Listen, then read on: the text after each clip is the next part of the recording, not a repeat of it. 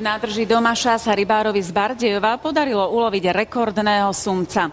Vážil 101,6 kg a meral 257 cm. A to je o 3 cm viac, ako mal posledný rekordný sumec pred 2 rokmi.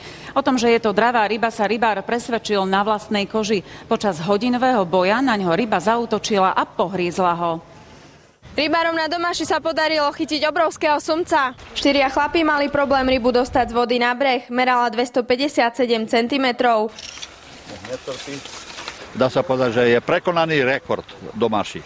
Rybár Dušan prišiel na Domašu pred 7 dňami. Na sumce mal počas týždňa veľké šťastie. V sobotu sme chytili 2 cez deň, 72 a 105. Chytil ho z brehu na prúd, s rekordným úlovkom však vôbec nerátal. Sme mysleli, že to je menší sumec. Prišli sme k nemu, sme ťahali ho z brehu skrátka. Museli sme na čln ísť, lebo nám vošiel do silonoch.